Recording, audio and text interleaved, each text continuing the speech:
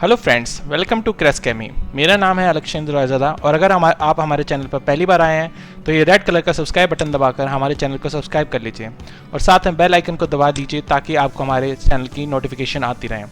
अगर आप पीसी पर हैं तो send me all notification for this channel पर क्लिक करके सेव कर दीजिए। इससे हमारे चैनल की सारी वीडियो नोटिफिकेशन आपको आती रहेगी। Thank you. हेलो फ्रेंड्स, उम्मीद करता हूँ आपको चैप्टर 1 समझ में आएगा और आपको अच्छा लगेगा होगी वीडियो। अब मैं आज चैप्टर 2 लेकर आया हूँ फिजिकल एजुकेशन क्लास 11 का। Chapter 2 physical fitness, wellness and lifestyle. ये प्रेजेंटेशन सीबीएसई क्लास 11 के फिजिकल एजुकेशन के लिए बनाई गई है और सारे सब टॉपिक्स को हमने इंक्लूड करने की कोशिश करी है और सब्जेक्ट को एक्सप्लेन करने के लिए रेफरेंस लिए कई सारे ऑनलाइन सोर्सेज से जिसके लिए क्रेडिट्स दे दिए जाएंगे। Any feedback is welcome. कोई भी फीडबैक आप दे सकते हैं इसके बारे में। Chapter 2 physical fitness, wellness and lifestyle. और physical fitness, wellness and lifestyle, इसके में आपके अंदर ये सब टॉपिक्स होते हैं। Meaning and importance of physical fitness, wellness and lifestyle, components of physical fitness, components of wellness, preventing health threats through lifestyle changes, components of positive lifestyle. तो एक एक करके डिस्कस करेंगे हम ये। सबसे पहले मीनिंग ऑफ फिजिकल फिटनेस क्या होता है। Physical fitness is defined as the capacity of an individual to do daily routine work without fatigue, to participate in physical activities and still reserve enough to meet any emergency. Physical fitness ऐसी capacity होती है, किसी भी individual की कोई ऐसी क्षमता होती है जिससे वो अपना डेली रूटीन वर्क कर सकता है बिना थके और वो पार्टिसिपेट कर सकता है फिजिकल एक्टिविटीज़ में और उसके बावजूद उसके पास क्या होगी, इतनी एनर्जी होगी कि वो किसी भी इमरजेंसी को मीट कर सकता है। इसके बाद wellness is the meaning of wellness. Wellness is the state of being healthy and free of diseases. तो वेलनेस क्या है, ये वो स्टेट होती है ताकि आप क्या रख सको, हेल्दी रह सको, मतलब सेहतमंद रह सको और आपको कोई भी बीमारी ना हो सके। Wellness is the capability of an individual by which one can lead a well balanced and natural life. तो ये वेलनेस वो क्षमता होती है किसी भी इंडिविजुअल की ताकि आप क्या कर सको, एक संतुलित और नेचुरल लाइफ को जी सको। इसके बाद मीनिंग ऑफ लाइफस्टाइल। लाइफस्टाइल क्या होता है। Lifestyle is the way of life और style of living that reflect the attitudes and values of a person और ग्रुप। अलग अलग लोगों का अलग अलग लाइफस्टाइल होता है, रहने का तरीका, रहन सहन जिसे कहते हैं, और जो भी आपका लाइफस्टाइल होगा वो आपके एटीट्यूड और वैल्यूज़ को रिफ्लेक्ट करेगा कि पर्सन को। जैसे कि कोई पर्सन है जिसको सुबह योगा करना अच्छा लगता है तो ये उसके लाइफस्टाइल का पार्ट है, जिससे पता चलेगा कि ये हेल्दी रहता होगा बंदा क्योंकि ये अपने सेहत का ध्यान रखता है। Lifestyle is the typical way of life of an individual, group और कल्चर। तो लाइफस्टाइल क्या होता है, ये टिपिकल वे होता है लाइफ का किसी भी इंडिविजुअल का, ग्रुप का या कल्चर का। ठीक है। Importance of physical fitness and wellness. Importance क्या है, मतलब क्यों जरूरी होता है फिजिकल फिटनेस और wellness. Equally important for sports person as well as non sports person. चाहे आप स्पोर्ट्स में पार्टिसिपेट करते हो या फिर स्पोर्ट्स पर्सन हो, प्लेयर हो, किसी आप कोई गेम खेलते हो, कोई स्पोर्ट्स खेलते हो, आई मीन क्रिकेट, वॉलीबॉल, या फिर आप नॉर्मल नॉन स्पोर्ट्स पर्सन हो, आप कोई नहीं खेलते हो, उसके बावजूद आपकी फिजिकल फिटनेस, वेलनेस होनी चाहिए। Physical fitness and wellness are necessary for reducing the risk of heart and lung diseases. ये क्यों ज़रूरी होती है, ताकि आपको जो दिल की बीमारियां हैं और आपके फेफड़ों की बीमारियां ये कम से कम हों। PF changes once lifestyle and increasing life span. जो फिजिकल फिटनेस होती है ये करती है किसी की भी लाइफस्टाइल और उसकी लाइफ स्पैन को बढ़ा देती है। लाइफस्टाइल को मतलब बदल देती है और उसकी लाइफ स्पैन जो आपकी ज़्यादा जीने की ज़िंदगी होगी वो आपकी बड़ी हो जाएगी। कहने का मतलब, research studies indicates that children who establish PF in early life are likely to remain active in future. तो जो बच्चे शुरू में ही फिजिकल फिटनेस को अचीव कर लेते हैं, एस्टैब्लिश कर लेते हैं, वो क्या रहते हैं, ज़्यादातर एक्टिव रहते हैं फ्यूचर में। इसके बाद importance of physical fitness and wellness के अंदर ही ये पॉइंट्स भी आते हैं। PF and wellness tend to enhance productivity and quality at work. जो फिजिकल फिटनेस और वेलनेस होती है इससे क्या होती है, जो आपकी प्रोडक्टिविटी है और क्वालिटी है काम पे वो क्या हो जाती है, बढ़ जाती है। Person can manage stress easily and efficiently. अगर कोई भी स्ट्रेस होएगा तो आप उसे इजीली और एफिशिएंटली मैनेज कर सकते हो। Improves posture and personal appearance. आपका जो पोस्चर है और पर्सनल अपीयरेंस है ये भी इंप्रूव हो जाती है। Maintains muscles which decrease the risk of injury. जो आपकी मसल्स है उसको भी मेंटेन करके रखती है, जो जिससे क्या होता है आपके जो रिस्क ऑफ इंजरी है ये भी रिड्यूस हो जाते हैं। ठीक है, डिक्रीज हो जाती है। Positive attitude and highly motivated. और आपका क्या रहता है, पॉजिटिव एटीट्यूड रहता है हर समय, आप हर समय पॉजिटिव सोचते हो, ऑप्टिमिस्ट बन जाते हो और हाईली मोटिवेटेड रहते हो, किसी भी काम करने को आप रेडी रहते हो। Importance of physical lifestyle. इसके बाद फिजिकल लाइफस्टाइल की क्या इंपॉर्टेंस है, इससे क्या होता है, इंक्रीजेज द लॉन्गेविटी, आप ज़्यादा से ज़्यादा जी सकते हो, स्लोस डाउन एजिंग प्रोसेस, आपकी उम्र बिल्कुल धीरे धीरे बढ़ती है, मतलब आप धीरे धीरे एज करते हो, मतलब आपकी जो आपके बाल है वो धीरे धीरे झड़ेंगे, मतलब कि बाल आप मतलब आपको धीरे धीरे ग्रो करोगे, आपका जो बॉडी का स्ट्रक्चर है वो धीरे धीरे एज होएगा, ठीक है। Reduce the risk of disease, आपका जो बीमारी है उसका खतरा कम हो जाता है। Increase the level of energy, आपके अंदर एनर्जी बढ़ जाएगी, आपको सेटिस्फैक्शन मिलेगी, आपकी प्रोडक्टिविटी बढ़ेगी। हेल्प्स इन रिड्यूसिंग डिप्रेशन, और अगर आपको किसी भी तरीके की परेशानी है तो ये भी आपकी कम होती जाएगी, क्योंकि ये हार्मोन लेवल को एलिवेट करता है हमारी बॉडी के अंदर और रेगुलेट करता है हमारी पॉजिटिव थिंकिंग को, तो ओवरऑल आपको बेनिफिट ही होएगा। और क्या इंपॉर्टेंस होते हैं पॉजिटिव लाइफस्टाइल के, वो ये है, increase the level of PF, अगर पॉजिटिव लाइफस्टाइल में जीते हो तो आपको क्या होएगा, फिजिकल फिटनेस का लेवल बढ़ जाएगा, बेटर कोऑर्डिनेशन होएगा माइंड और बॉडी का, और इससे क्या होएगा, आपकी स्ट्रेंथ, फ्लेक्सिबिलिटी और एंड्योरेंस बढ़ जाएगी, आपका पोस्चर इंप्रूव होएगा, आपका सेल्फ कॉन्फिडेंस बढ़ेगा, प्रिवेंट्स कार्डियोवैस्कुलर डिसीजेस, आपको दिल की बीमारी नहीं होगी, रिड्यूसेस एक्स्ट्रा बॉडी फैट, आपका जो फालतू का फैट होएगा वो रिड्यूस करेगा, हार्ट आपका मजबूत होएगा, helps in coping with stress, आप स्ट्रेस से कोप अप कर सकते हो, तो ओवरऑल आपको बेनिफिट करेगा ये। इसके बाद कंपोनेंट्स ऑफ फिजिकल फिटनेस, इसके ऊपर मैंने एक और वीडियो बना रखी है, इसका लिंक मैं एंड में आपको मतलब शो हो जाएगा, आप उसे जाकर भी देख सकते हैं, और 12th क्लास का है चैप्टर, पर आप अगर देखना चाहें तो देख सकते हैं। Strength, speed, coordinative abilities, endurance, flexibility, वैसे मैं इसमें ये सारी चीज़ें भी डिस्कस करूँगा, तो आगे मैं आपको एक एक करके बताता हूँ इनके बारे में। सबसे पहले components of physical fitness, strength है। Strength is the ability of the muscles to overcome resistance, ये किसी भी ये मसल्स की क्षमता होती है कि वो रेजिस्टेंस को ओवरकम कर सकें। Facilitates the ability to resist disease as it affects organic efficiency, ये एबिलिटी फैसिलिटेट करती है ताकि आप बीमारी से बच सको, क्योंकि ऑर्गेनिक एफिशिएंसी को बढ़ाती है। It is the amount of force a muscle और मसल ग्रुप्स कैन एक्सर्ट, ठीक है, तो ये अमाउंट ऑफ फोर्स होती है जो एक मसल या एक मसल ग्रुप्स करके एक्सर्ट कर सकती है। It is achieved by voluntary muscle contraction, और ये आप कैसे अचीव कर सकते हो, वॉलेंट्री मसल कॉन्ट्रैक्शन के थ्रू कर सकते हो। वॉलेंट्री मसल कॉन्ट्रैक्शन जैसे कि आप अपना हाथ को आप अपनी तरफ अंदर की तरफ मोड़ते हो, तो ये एक तरीके से मसल कॉन्ट्रैक्शन है, और वॉलेंट्री मतलब कि आपके कंट्रोल में है। Specific type of strength is required in specific type of sports, अलग अलग मतलब खास तरीके के जो स्पोर्ट्स होते हैं उनमें खास तरीके की स्ट्रेंथ की जरूरत होती है, ठीक है। स्ट्रेंथ को डिवाइड किया गया दो टाइप्स में, डायनामिक स्ट्रेंथ और स्टैटिक स्ट्रेंथ, ये भी आपको बताते हैं एक एक करके। तो सबसे पहले डायनामिक स्ट्रेंथ क्या होती है। Dynamic strength is also called isotonic strength, इसको आइसोटोनिक स्ट्रेंथ भी कहा जाता है because it is related to the movement which is clearly visible, तो आपको इसके अंदर ऐसी मूवमेंट दिखेगी जो आपको साफ साफ दिखेगी, जो होगी डायनामिक स्ट्रेंथ की वजह से, इसलिए इसे आइसोटोनिक स्ट्रेंथ कहा जाता है। Dynamic strength is of diminishing tendency in which muscles refuses to work after some time, तो क्या होती है डायनामिक स्ट्रेंथ डिमिनिशिंग टेंडेंसी की मतलब धीरे धीरे कम होती चली जाती है, तो मसल्स क्या करती हैं धीरे धीरे काम करने से रिफ्यूज कर देते हैं कुछ टाइम बाद। In each sports movement strength appears in a different form which are, ठीक है, हर स्पोर्ट्स मूवमेंट में जो स्ट्रेंथ होती है वो अपीयर होती है अलग अलग फॉर्म में, जो कि होती है maximum strength, explosive strength, strength endurance. तो आपको यहाँ पे दिखाया गया है कि आइसोटोनिक में क्या होती है, सेम टेंशन होती है और चेंजिंग लेंथ होती है, ठीक है, जैसे कि आप डंबल्स उठा रहे हो, ठीक है, या फिर एक बॉल उठा रहे हो, उसमें क्या कर रहे हो, देखो एसेंट्रिक मसल लेंथन हो रही है, जो आपने बॉल को क्या करा है रिलैक्स कर, मतलब अपने हाथ को रिलैक्स कर रखा है, तो एसेंट्रिक मसल जो है वो लेंथन हो रही है, बढ़ रही है। जबकि आप बॉल को अपने पास ला रहे हो तो क्या हो रहा है, हाथ को अपने पास ला रहे हो पर शोल्डर के पास, तो कंसेंट्रिक मसल शॉर्टन्स, तो कंसेंट्रिक मसल जो होती है वो शॉर्टन हो जाती है। इसी तरीके से जब आइसोमेट्रिक, उसमें क्या होती है सेम लेंथ रहती है, टेंशन चेंज होती है। इस वाले में आइसोटोनिक में टेंशन सेम थी और लेंथ चेंज हो रही थी, जबकि आइसोमेट्रिक में लेंथ सेम रह रही है। जो आपने पकड़ा हुआ है पाइप को, तो आपका हाथ रिलैक्स है, ठीक है, लेंथ सेम है, और टेंशन चेंज हो रही है। कैसे, जब कॉन्ट्रैक्ट होता है तो क्या होता है, लेंथ उतनी ही रहती है लेकिन टेंशन बढ़ जाता है। ये देखो आपका ये फूल गया है, ठीक है, हाथ इस बॉडी में दिखाया गया, इसमें जो मसल है वो फूल गई है, टेंशन चेंज हो चुका है आइसोमेट्रिक के अंदर, ठीक है।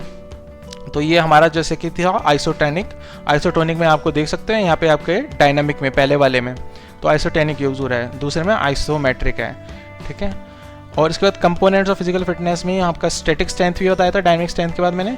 Static strength is also called isometric strength, static strength को हम आइसोमेट्रिक स्ट्रेंथ भी कहते हैं। तो देख सकते हो आइसोमेट्रिक स्ट्रेंथ में ही ये हुआ था जब आपकी जो है मसल फूल गई थी, तो इसी वजह से जिम में जब आप ज़्यादा एक्सरसाइज करते हो तो आपके जो हाथ के डोले होते हैं वो फूल जाते हैं, मतलब तो वो मसल्स फूल जाती है, जो कि होती है स्टैटिक स्ट्रेंथ की वजह से, ठीक है। It is the ability of muscles to act against resistance, ये आपकी एबिलिटी होती है मसल्स की ताकि वो रेजिस्टेंस के अगेंस्ट एक्ट कर सकें। This type of strength is not seen directly in sports but in some sports it is applied in phases. तो ये आपको स्ट्रेंथ डायरेक्टली नहीं दिखेगी स्पोर्ट्स में, लेकिन कई जगह स्पोर्ट्स में अप्लाइड होती है फेजेस में, ठीक है।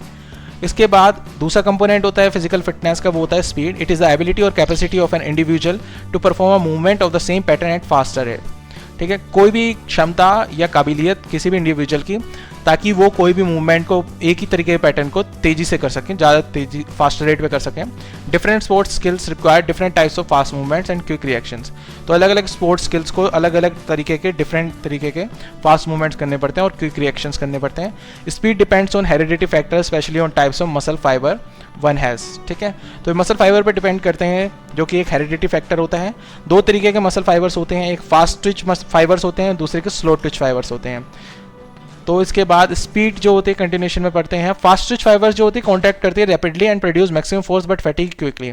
तो फास्ट ट्विच फाइबर्स में क्या होता है, बहुत कॉन्ट्रैक्ट बहुत जल्दी करेगा और मैक्सिमम फोर्स को भी प्रोड्यूस करेगा लेकिन बहुत जल्दी थक जाते हैं। जबकि स्लो ट्विच फाइबर्स में क्या होता है, कॉन्ट्रैक्ट धीरे करेगा and produce less force but fatigue slowly. तो जो स्लो ट्विच फाइबर्स वाले होते हैं वो धीरे धीरे थकते हैं लेकिन वो काम भी धीरे धीरे करते हैं। जो फास्ट ट्विच फाइबर्स होते हैं वो जल्दी थकते हैं लेकिन वो काम भी ज़्यादा करते हैं। Activity of sports person can be decided on the percentage of these fibres in an individual. तो इसका मिला जुला जो होता है स्पोर्ट्स पर्सन के अंदर, उसके हिसाब से एक्टिविटी होती है स्पोर्ट्स पर्सन की। इसके बाद थर्ड कंपोनेंट आता है फिजिकल फिटनेस का, वो है एंड्योरेंस। एबिलिटी जो होती है किसी भी एक्टिविटी को सस्टेन करने की, ठीक है, कि आप लगातार रस्सा आप कितनी देर तक टाप सकते हो, ये एक तरीके से एंड्योरेंस का पार्ट है। Also defined as the ability to resist fatigue. और दूसरी तरह इसको डिफाइन किया जाता है कि किस तरीके से कब तक आप अपनी थकान को रेजिस्ट कर सकते हो। In all sports endurance is of high importance, ठीक है। स्टेमिना भी कह सकते हो आप एक तरीके से, कि जो हर स्पोर्ट्स में क्या होता है एंड्योरेंस हाई इंपॉर्टेंस होता है, बहुत ज़्यादा इंपॉर्टेंस होती है। Measured by the number of repetitions, और ये मेजर्ड होता है कितने आप रिपीट कर सकते हो। जैसे कि आप जिम अगर जाते हो तो जिम में क्या होता है कि 4 से 5 सेट बोलता है जिम वाला, तो आपको 4 सेट अगर आप मार सकते हो तो ये बहुत बड़ी बात होती है। और 4 सेट में भी आपको एक सेट में भी 12 रैप मारने होते हैं। वो 12 रैप भी अगर आप कंटिन्यूसली कर सकते हो और चौथे स्टेप तक भी वो 12 रैप कर पा रहे हो तो आपके अंदर एंड्योरेंस है। दो तरीके के एंड्योरेंस होती है, शॉर्ट टर्म एंड्योरेंस और लॉन्ग टर्म एंड्योरेंस। तो शॉर्ट टर्म एंड्योरेंस क्या होती है, शॉर्ट टर्म एंड्योरेंस उन स्पोर्ट्स में चाहिए होती है जहाँ पे एक्शन सिर्फ कुछ ड्यूरेशन के लिए होता है लेकिन इंटेंस होता है, जैसे कि हॉकी में, फुटबॉल में, रेसलिंग में, वेट लिफ्टिंग में, शॉर्ट पुट में, इन सब में शॉर्ट टर्म एंड्योरेंस की ज़रूरत होती है। तो कुछ देर के लिए होता है लेकिन बहुत ज़्यादा इंटेंस होता है, आपको बहुत ज़्यादा पावर लगानी पड़ती है। जबकि लॉन्ग टर्म एंड्योरेंस में आपको स्पोर्ट्स में चाहिए होती है जहाँ पे एक्शन बहुत देर के लिए होता है लेकिन लेस इंटेंस होता है। तो जैसे कि लॉन्ग डिस्टेंस रेसिस हो गई, लॉन्ग डिस्टेंस स्विमिंग हो गई और रोड साइकिलिंग हो गई, इन सब में आपको लॉन्ग टर्म एंड्योरेंस चाहिए होता है। इंप्रूवमेंट मेथड क्या होते हैं, किस तरीके से हम इंप्रूव कर सकते हो अपने एंड्योरेंस को, वो है कंटिन्यूस ट्रेनिंग, इंटरवल ट्रेनिंग और रिपीटिशन। इस तरीके से आप अपने एंड्योरेंस को इंप्रूव कर सकते हो। इसके बाद आता है आपका फ्लेक्सिबिलिटी। ये आप योगा करके बढ़ा सकते हो। और क्या होती है flexibility, it is the range of movements of joints. किस तरीके से आप जॉइंट्स को मूव कर सकते हो, उसकी रेंज को हम फ्लेक्सिबिलिटी कहते हैं। Range of movements varies significantly from joint to joint but depends on the structure of the surrounding tendons, ligaments and muscle tissues. तो जो रेंज ऑफ मूवमेंट्स होती है ये बहुत ही ज़्यादा वेराई करती है जॉइंट टू जॉइंट, अलग अलग जॉइंट में अलग अलग रेंज होती है मूवमेंट्स की, लेकिन ये किस चीज़ पे डिपेंड होती है, स्ट्रक्चर पे, जो भी surrounding tendons, ligaments and muscle tissues. ये टेंडन्स, लिगामेंट्स, मसल टिश्यूज़ ये सब पार्ट्स होते हैं जो बोन्स के आसपास होते हैं और जो बोन्स को मूव करने में हेल्प करते हैं। फ्लेक्सिबिलिटी मूवमेंट करने में हेल्प करते हैं। Flexibility is related to genetic factors and physical activity program. तो ये किससे रिलेटेड है, जेनेटिक फैक्टर से और फिजिकल एक्टिविटी प्रोग्राम से रिलेटेड है। टाइप्स क्या क्या होते हैं इसके, पैसिव फ्लेक्सिबिलिटी होती है और एक्टिव फ्लेक्सिबिलिटी होती है। दो तरीके की फ्लेक्सिबिलिटी होती है, एक एक करके हम आपको बता रहे हैं। फ्लेक्सिबिलिटी में भी दो पार्ट जो आपको बताया। पैसिव फ्लेक्सिबिलिटी वो होती है ability to stretch more with external help. आप क्या कर सकते हो, ज़्यादा स्ट्रेच कर सकते हो एक्सटर्नल हेल्प की वजह से, बाहर की हेल्प की वजह से। It is always more than the active flexibility, और ये हमेशा एक्टिव फ्लेक्सिबिलिटी से ज़्यादा होती है। जबकि एक्टिव फ्लेक्सिबिलिटी क्या होती है, ability to movement for a longer distance without external help. आप क्या कर सकते हो, किसी भी मूवमेंट को ज़्यादा देर तक ज़्यादा डिस्टेंस के लिए कर सकते हो बिना किसी दूसरे की मदद से। डिवाइडेड इनटू 2 पार्ट्स, मतलब एक्टिव फ्लेक्सिबिलिटी भी 2 पार्ट्स में डिवाइडेड है, जो कि होती हैं स्टैटिक फ्लेक्सिबिलिटी और डायनेमिक फ्लेक्सिबिलिटी। स्टैटिक फ्लेक्सिबिलिटी वो होती है जैसे कि डाइविंग हो गई, starting positions in many sports, ये सब होती है स्टैटिक फ्लेक्सिबिलिटी।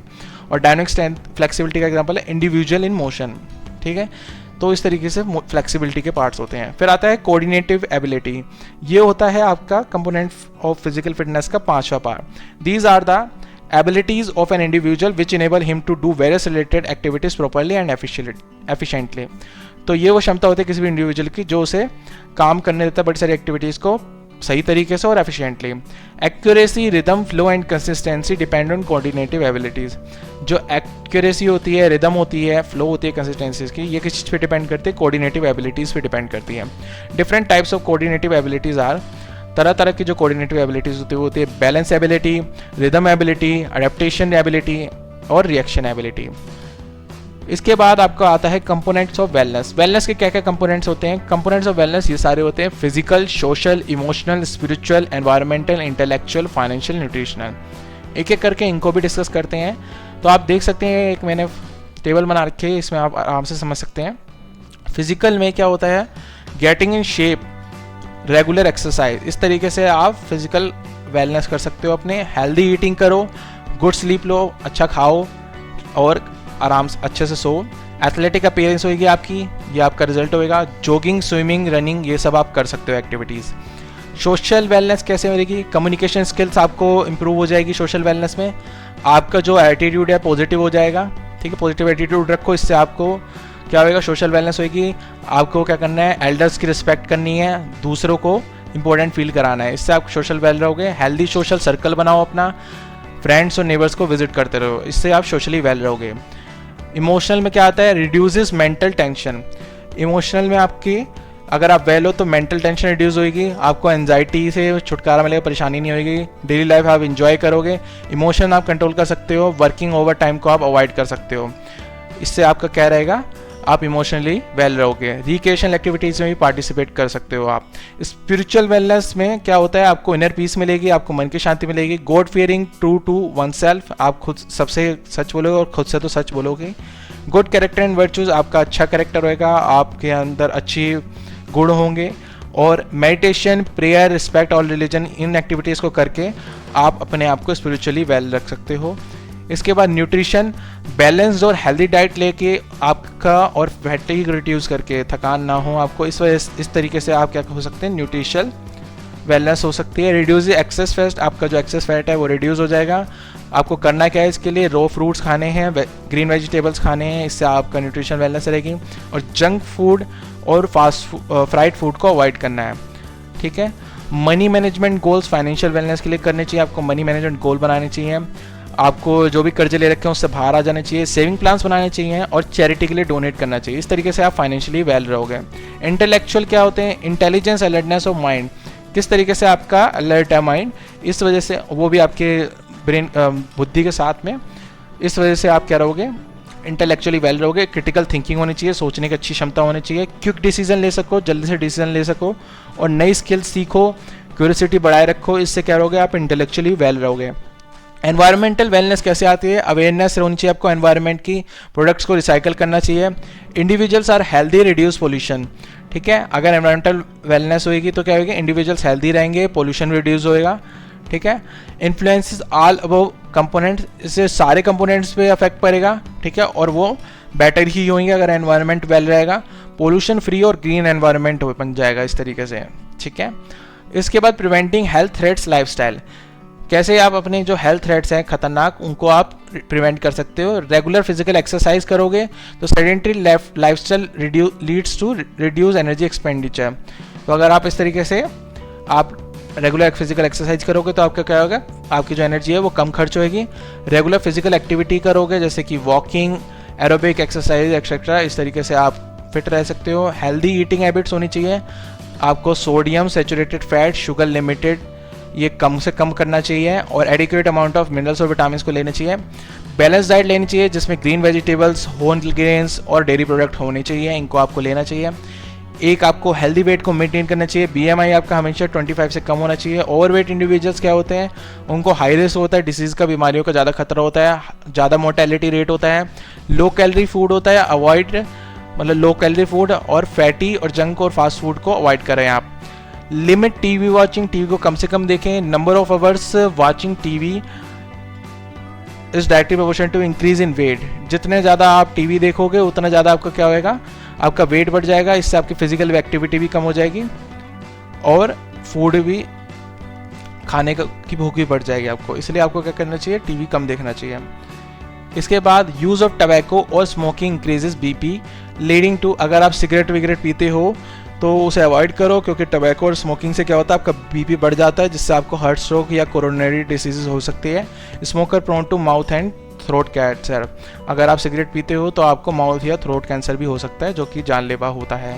प्रॉपर स्लीप लेनी चाहिए आपको, affects mood and mental state, इससे आपका मूड और मेंटल स्टेट भी अफेक्ट होती है। अगर आप अच्छी नींद लेते हो तो आपका मूड अच्छा रहेगा। इनएडिक्वेट sleep increase risk of injuries, अगर आप सही मात्रा में नींद नहीं लेते हो तो आपकी चोट लगने की जो प्रोबेबिलिटी है वो बढ़ जाती है। Proper स्लीप्स make individual fresh and energetic, अगर आप सही नींद लेते हो तो आपका जो इंडिविजुअल होएगा, मतलब कोई भी व्यक्ति होगा, वो क्या हो जाएगा, फ्रेश हो जाएगा, एनर्जेटिक हो जाएगा। प्रिवेंशन ऑफ इंजरी, आपको चोट से बचना चाहिए, बचाए रखना चाहिए खुद को, फालतू की चोटें नहीं लगानी है। Fatal injuries can be avoided by safety rule, जानलेवा जो चोटें होती हैं उनको आप अवॉइड कर सकते हो सेफ्टी रूल से, जैसे कि सीट बेल्ट लगाना, गाड़ी चलाते समय हेलमेट पहनना, टू व्हीलर चलाते समय प्रॉपर क्लोथिंग जब आप ट्रैवल कर रहे हो, और अल्कोहल नहीं लेना, ड्रग्स नहीं लेना जब आप ड्राइविंग कर रहे हो, इससे आप इंजरी को प्रिवेंट कर सकते हो। No drugs and alcohol affects overall performance, अगर आप ड्रग्स और अल्कोहल लेते हो तो इससे ओवरऑल परफॉर्मेंस खराब होगी आपकी, नहीं लेते हो तो ओवरऑल परफॉर्मेंस अच्छी रहेगी, अपीयरेंस भी अच्छी रहेगी। Regular use tends to make one addicted, और ज़्यादा से ज़्यादा यूज़ करोगे तो क्या हो जाएगा, आपको लत लग जाएगी, जो कि आपके लिए प्रॉब्लम है। फिर कंपोनेंट्स फिजिकल लाइफस्टाइल के क्या होते हैं, तो ये सारे कंपोनेंट्स होते हैं फिजिकल लाइफस्टाइल के, healthy diet, socialization, personal hygiene, proper sleep, safe environment, balance in life, physical activity, stress management, ये कंपोनेंट्स होते हैं पॉजिटिव लाइफस्टाइल के। इसी के साथ हमारा आज का ये चैप्टर खत्म हुआ।